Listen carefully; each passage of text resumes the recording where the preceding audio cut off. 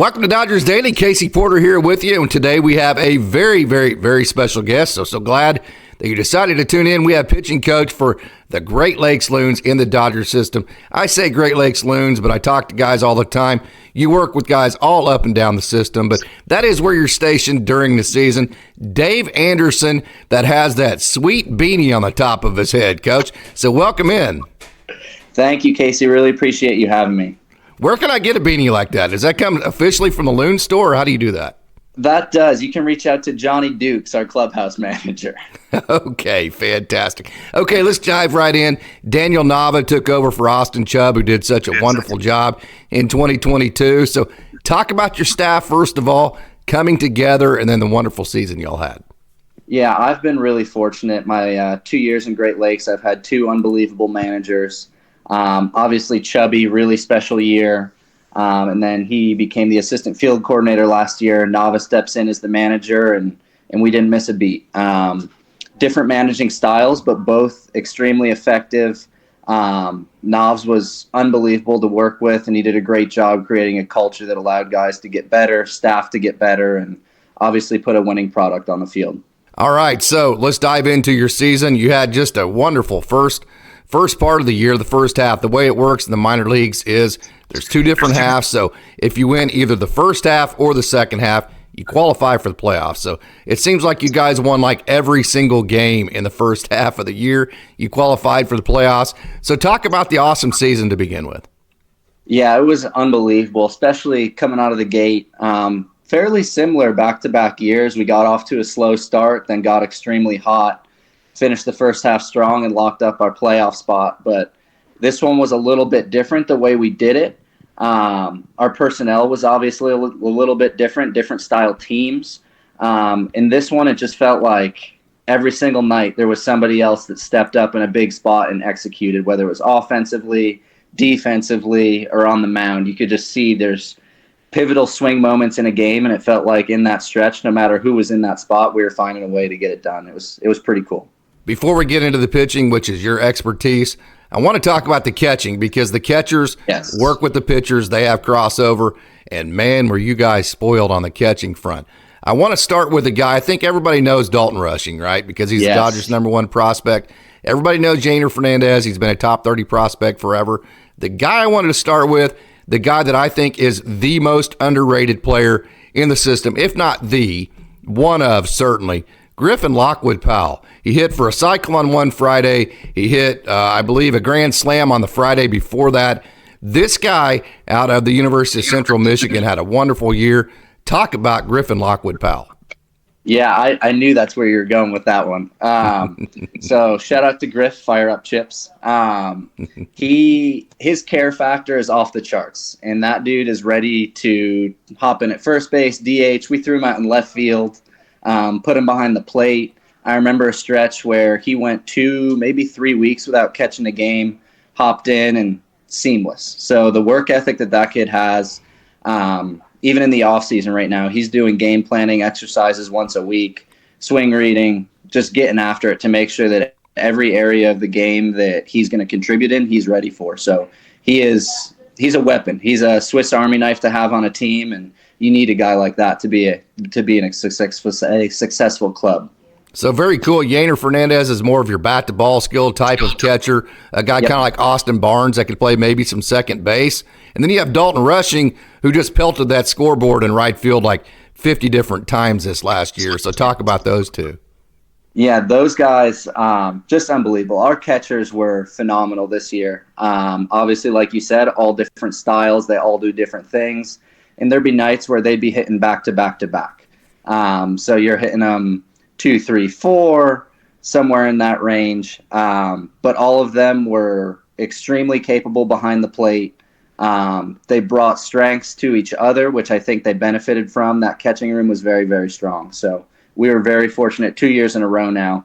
Obviously having Diego, January, guys like that the year before, very fortunate. Okay, so one thing I always hear from guys when they talk about you, and the guys in this system are all very, very smart. Their baseball IQs are gigantic. But one thing that I hear a lot about your instruction in particular Is that just how detailed you are and how detailed the instruction is, but yet at the same time, how easy it is to digest? How do you figure all that out with all the different personalities? I appreciate that. I think that all starts in spring training. You don't obviously know who exactly you're going to have, but you have a good idea.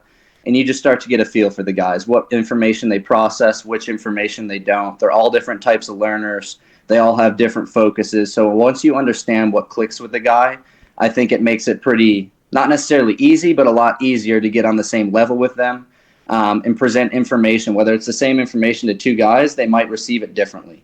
So once you understand how they process it, it just helps filter what we're going to present to them, how we're going to do it, and why we're going to do it. And I think that's one of the more important pieces, is why we're going to do it. When you have those younger guys who are extremely talented, once you get the buy-in factor and they understand the purpose of it, how it's going to benefit them in their career as a professional, the process becomes a lot easier. Coin and Trunk down there at Rancho, and then Dennick and Durno Linger and everybody, you guys have all worked together. So the handoffs are just seamless, aren't they? Yeah, the handoff process just keeps getting better and better.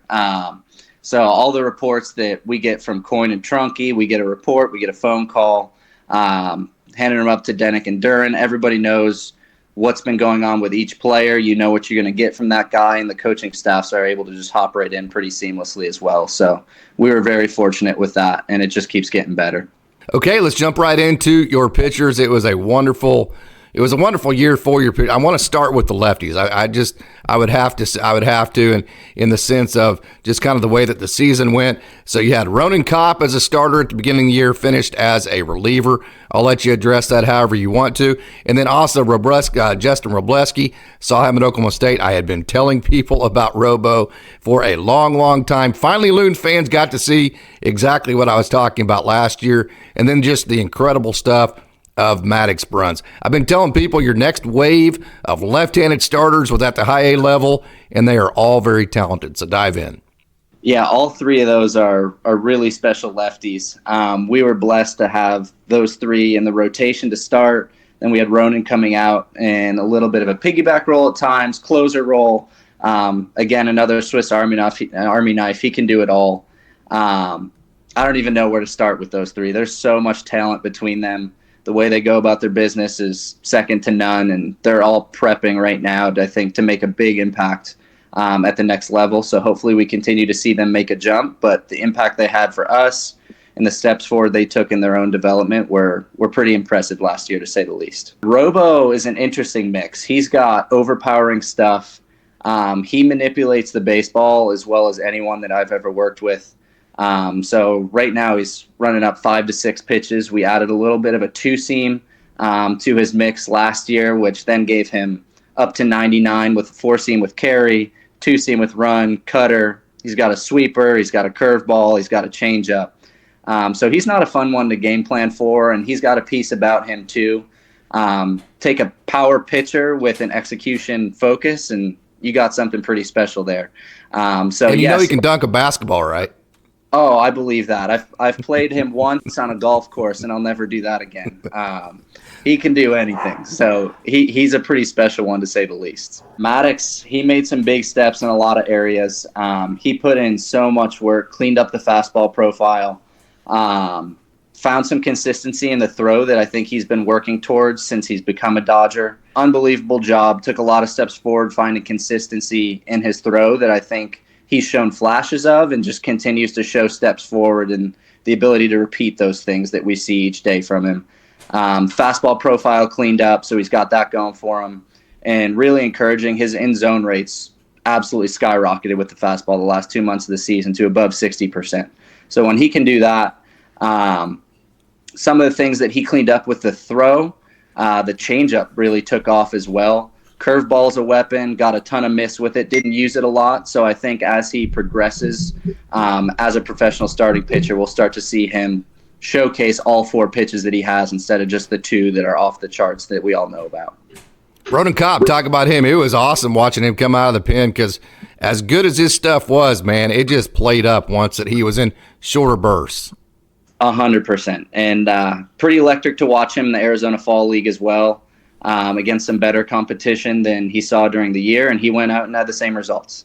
So you've got a plus fastball, plus slider. He's a bull in the china shop, and he's working through the filtering process now, learning what's important to his throw, and he knows now on any given night, this is what I need to do to go get the job done, and he's a freak. So he's not one you want to hop in the box and see him on the mound, that's for sure. And then you added 2 right-handers towards the end of the season that both were just absolutely terrific for you. Jared Karros was just fantastic. I mean, he gave up, I think, like 1 run in his last 5 outings, something like that. And then Peter Hubeck, who I'm very excited about, a young man that was drafted out of high school, has continued to improve, continue to fill out his body.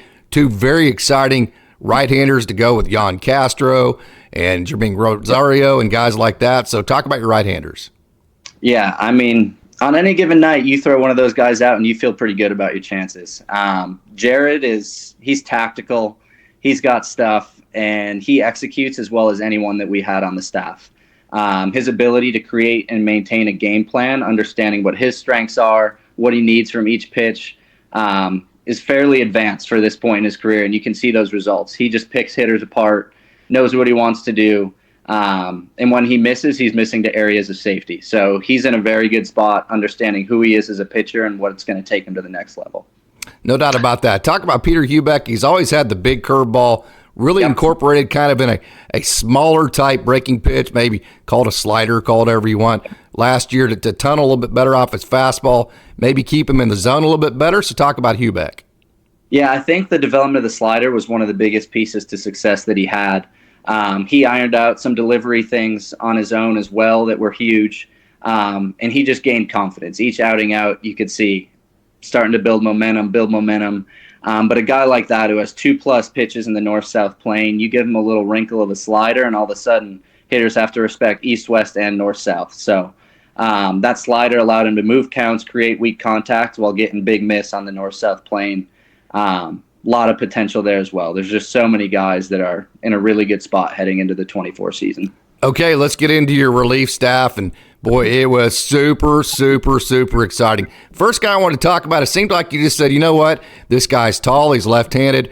We're just going to throw him out there in the highest leverage situations and see what we got, especially after you won in the first half of the season. Benoni Robles, man, that dude was, he really, I felt like took the next step this last year. Yeah, the jump he made was unbelievable. Can't say enough about Benoni. We ended up calling him the Iceman because when he went in the game, it just felt like we're getting through this. There's something about his demeanor, his mentality that takes his stuff and elevates it, especially in high leverage. He's a guy, he wants the ball in the big spot. There's no fear in those eyes, and he's going to come after you with 2 pitches. So he was actually...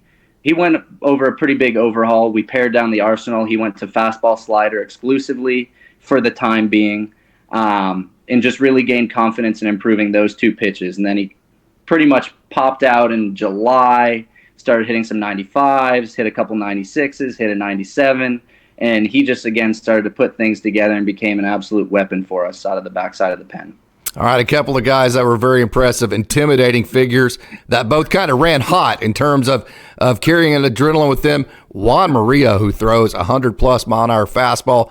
Carlos De Los Santos with his stare and his intimidation factor. 2 guys that were very fun to watch pitch in high-leverage situations too. 100%. Those guys are electric, no doubt about it. And again, they have the demeanor that they want to be on the mound in the big spot.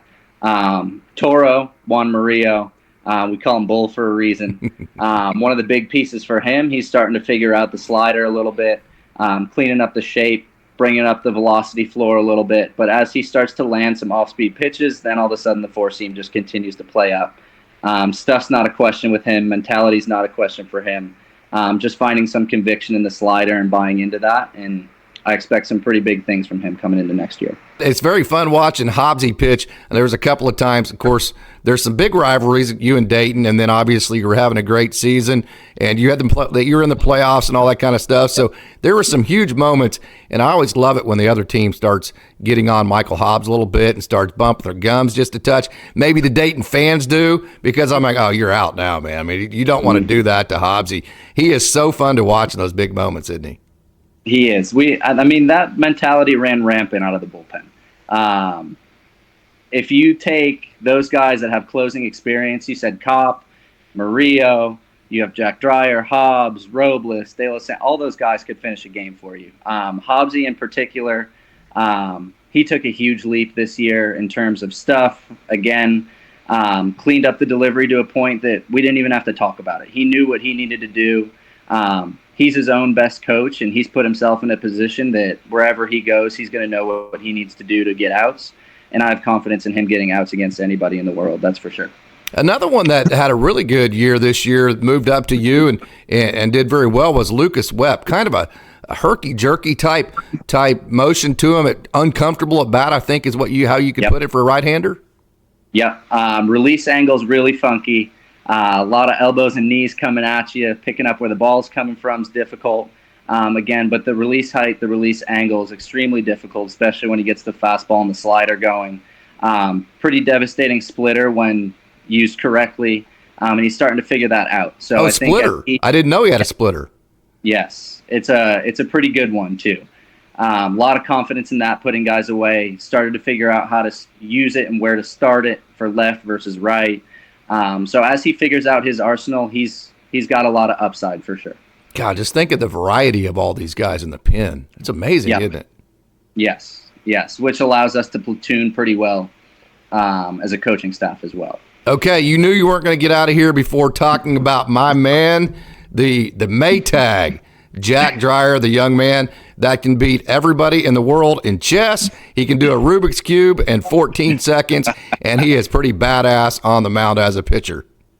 Yes, he is. He's got one of those invisible fastballs. But as you go with that, you start to see him develop the slider, figuring out the shape. Does he want it to be a little shorter, a little bit bigger? Where does he want the velo to be at? He's put the pieces together with that, and then we saw the resurgence of the curveball. Curveball was devastating across lefties, righties, moving counts, putting guys away. So he's another one. Different profile, but similar to Pete Hubeck. He can attack you north-south. He can get you east-west. Fastball up into the arm side is extremely effective, and he's got the stuff, he's got the brains, and he's got the work ethic to make things come together for him. We've talked about how talented all these pitchers were and the team overall, but the thing that, just watching this team, to a guy that loves baseball like I do, it was the IQ and then just the competitive nature and the competitive moments of games. That was just so fun about this team, wasn't it? It was. There was a lot of fight in those guys, both individually and collectively.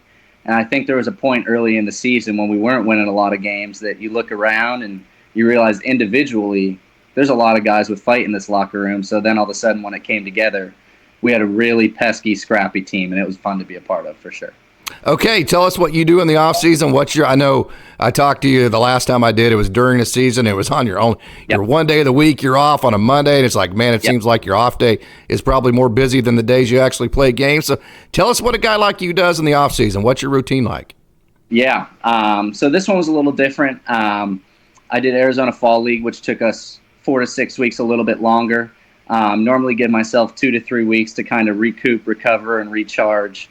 But then I just start diving into projects, whether it's a certain area that I want to improve on, or this year I've tailored a little bit more to specific players, whether it's player planning, diving, just seeing what we can find on the margins to improve a guy. So for me, it's a lot of self-improvement is the goal, and just preparing. Where do I think is the lowest hanging fruit that I can improve myself as a coach to help these guys get better coming into next year? Dodgers definitely believe in less words and more action in terms of the type of leadership styles. And so, man, I always tell people I marvel at the amount of energy that you bring into everything that you do in this organization. I got to know what it is. I need some of this, Coach. Tell me, where do I get some of this energy? I don't know. The players think I'm crazy. I've only had 1 cup of coffee my whole life. So, yeah, it's natural. I think a lot of it just comes from working with these guys fires me up, and I never take it for granted. These guys are the best in the world at what they do, and I just think I owe it to them to give them everything I've got each day, because those guys are going to make a difference in what they do, and I just hope I can help them along the way. So is it true at the professional level when a pitching coach goes out to the pitcher, the very first question is, how you feel? Not always. Not always. Only if you don't know what you're going to say. Have you ever gotten a not very good, or is it always, oh, I'm fine, coach? No, I've gotten one of those before, and that's normally when I look down to the pen and hope I see a hat flying around.